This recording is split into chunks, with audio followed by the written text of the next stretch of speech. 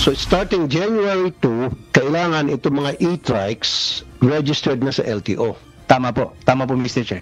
Muling ipinatawag ng Senate Committee on Public Services ang Department of Transportation o DOTR at ilang kaukulang ahensya nito.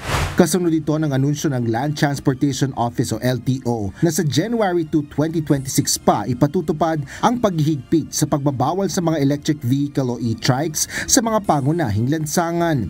Salungat ito sa unang ipinahayag ng LTO sa Senate Plenary Deliberation para sa DOTR budget na December 1 ito dapat na ipatupad. Paliwanag ni Senador Raffy Tulfo, chairperson ng Senate Committee on Public Services, dapat magkaroon rin ng regulasyon sa operasyon ng mga e-trike. Gayon din ang pag-oobliga sa mga driver na kumuha ng driver's license.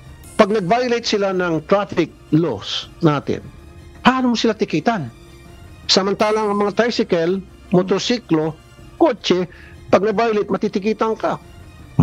Diba? May kalalagyan ka. Ito sila, ito mga e-trikes na nakita ako.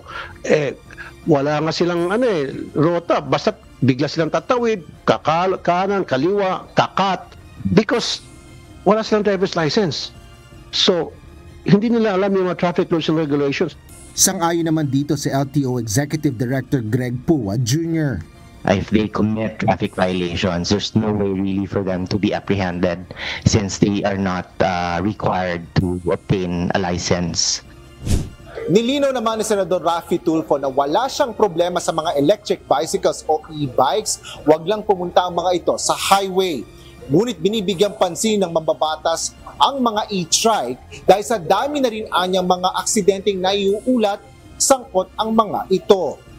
Nangako naman ang LTO sa senador na maglalabas sila ng department order para rito.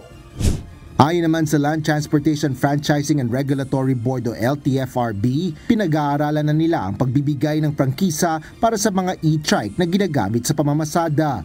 Paliwanag ni LTFRB Chairman Attorney Vigor Mendoza II, nakasaadaan niya sa Electric Vehicle Industry Development Act o EVIDA Law na ang Department of Transportation ang nararapat magbigay ng prangkisa sa mga e-trike at hindi ang lokal na pamahalaan. Dagdag pa ng LTFRB Chairman, nakikipag-ugnayan na rin sila sa mga LGU patungkol sa mga nabigyan ng mga ito ng prangkisa. Makikipag-ugnayan din ng LTFRB sa Department of Trade and Industry patungkol naman sa safety standards ng mga ibinibentang e-trike. Yun na titignan natin kung nabigyan ba ng local government or kung wala, mas mahirap, no?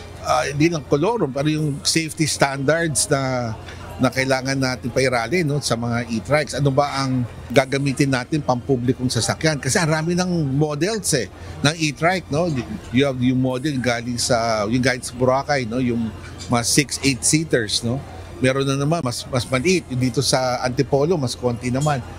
Asher Cadapan Jr., UNTV News and Rescue. Diyos ang aming sandigan, serbisyo publiko ang aming pinahalagahan.